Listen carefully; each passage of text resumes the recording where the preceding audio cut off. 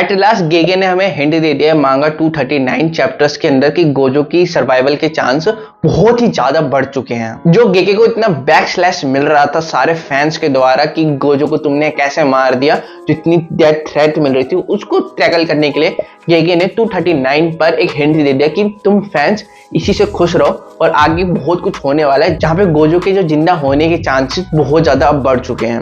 वो तो पहले भी हमें कुछ हिंट्स देखने को मिले हैं, वो इस वीडियो में मैं भी कवर करूंगा। और जो नया हिंट हमें देखने को मिला है कि कुछ चैप्टर की बात है, उसके बाद कंफर्म हो जाता है कि गोजो आएगा और सुकना से लड़ेगा। तो फटाफट इस वीडियो को स्टार्ट करते हैं with 5 point how Gojo is alive in जेजेके। तो बिना कोई बकचोदी ना पे चलिए वीडियो शुरू करते हैं। रीजन नंबर फर्स्ट, ये जो रीजन नंबर फर्स्ट है हमें रिसेंटली देखने को मिला है मांगा चैप्टर 239 के अंदर, जब केंजुकु आयोरी फाइट कर रहा होता है, तभी रीजन देखने को मिलता है। केंजुकु सीधे सीधे आयोरी बोलता है तुम जैसे लोगों को अगर किसी को मारना है तो सीधा सीधा गर्दन काटनी पड़ेगी, उसी के बाद तुम्हें हराना पॉसिबल है, अदरवाइज तुम्हारी गर्दन नहीं काटी जाएगी तो तुम दोबारा से रिवाइव कर सकते हो with the help of reverse curse technique. और जो टकाबा है जो जेजेके में देखने को मिल रहा है वो गोजो से कम नहीं है पावर में। वो जो गोजो उस टेक्निक यूज कर सकता है, इवन रिवर्स कर्स टेक्निक टकाबा भी यूज कर सकता है। और इसी वजह से इस मांगा के अंदर जब केंजाकू इस फोन में फाइट देख रहा होता था गोजो वर्सेस सुकना की, तो वो खुश नहीं होता है जब गोजो कट जाता था, उसको उतनी हैप्पीनेस नहीं होती। अदरवाइज उसकी पूरी लाइफ का गोल है गोजो को मारना है, बिकॉज गोजो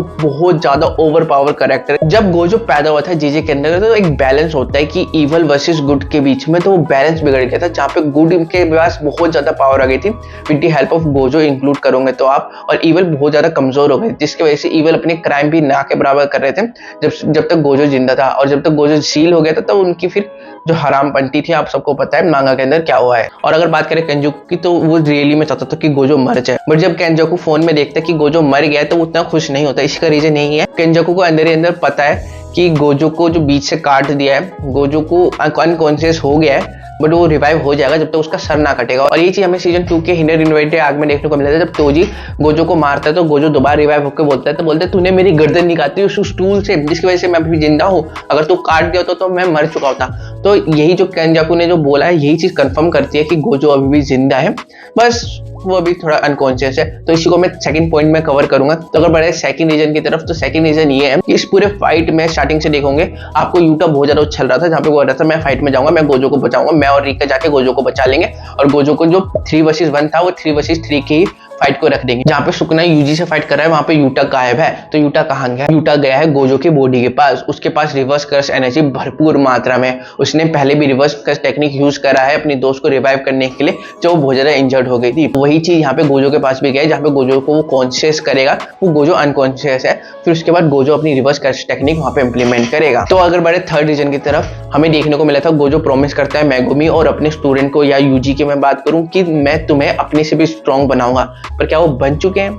नहीं बने हैं। तो गोजो को भी अपना प्रॉमिस फुलफिल करना है, उसी के बाद ही Gojo rest in peace proper हो सकता है, अदरवाइज उसका प्रॉमिस पूरा नहीं होगा और उसकी आत्मा को शांति भी नहीं मिलेगी। तो उसको अपना प्रॉमिस पूरा करना पड़ेगा, जहाँ पे इन दोनों को पावरफुल बनाना पड़ेगा, गोजो से भी ज्यादा पावरफुल, जिसके बाद गोजो आराम से रिटायर हो सकता है या आराम से मर सकता है। और जो चौथा रीजन निकल के आ रहा है, जब गोजो कटा था तो वो अनकॉन्शियस हो गया था, तो वो हमें देखने को मिला था वो आफ्टर लाइफ में गया था, जहाँ पे उसके पास भी रिग्रेट्स थे और जहाँ पे वो खुश नहीं था अपनी लाइफ से। पर ये देखने को मिला था एंड वो लास्ट में बोलता है सी यू लेटर, जो पूरा वो आफ्टर लाइफ का सीन मांगा के अंदर खत्म हो रहा था। तो क्यों बोलता है? क्योंकि लिए धीरे धीरे उसको पता था कि जो आफ्टर लाइफ में आने आया हूं मैं, कि अपने मैं दोस्तों से मिलने आया हूं, बट वो वापस दोबारा आएगा, जिसके बाद हमारा वो सुकना से फाइट करेगा। और इसी को आगे कंटिन्यू करो तो हम बढ़ते आगे रीजन नंबर 5 की तरफ। जेजे के नाम मांगा के अंदर कुछ भी हो सकता है, सबको पता है, लिटरली कोई भी मर सकता है। जेजे ने ये भी बोला है कि मैं 90% कैरेक्टर मार दूंगा जेजे के खत्म होने से पहले, और वो हमें देखने को मिल रहा है, जहाँ पे जो कैरेक्टर ना ऐसे मर रहे हैं जैसे लग रहा है अटैक ऑन टाइटन चल रहा है, जहाँ पे कोई भी आ रहा है खा के निकल जा रहा है। बहुत आसानी से यहाँ पे कैरेक्टर मर रहे हैं, हाजिमा मर गया, गोजो मर गया,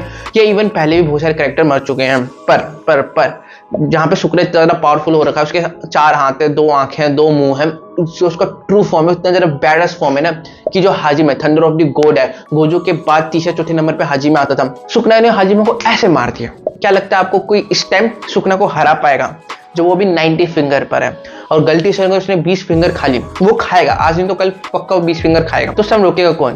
यूजी रोकेगा, यूटा रोकेगा, या कौन रोकेगा? कौन है इतना पावरफुल जो सुकना को हेड ऑन टक्कर दे पाए, जो सुकना की इस आतंक से दुनिया को बचा पाए?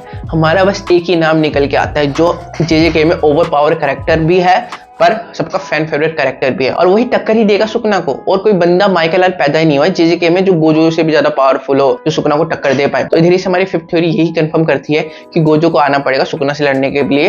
अदरवाइज अगर गोजो नहीं जिंदा होगा तो जेजेके यूनिवर्स 2 मिनट में खत्म हो जाएगा, सुकना 2 मिनट में खत्म कर देगा और इवल जीत नहीं सकता।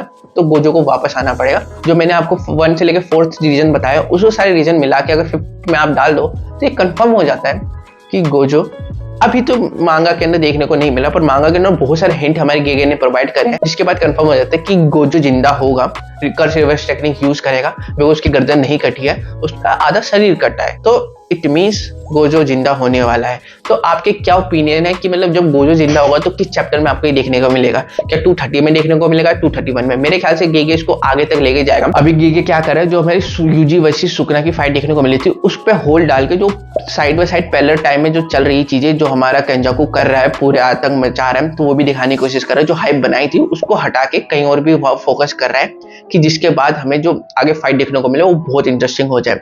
तो बस इस वीडियो में इतना ही। हम मिलते कल आपके साथ एक नई वीडियो के साथ, एक नेक्स्ट वीडियो के साथ, एक नए दिन के साथ। Take care.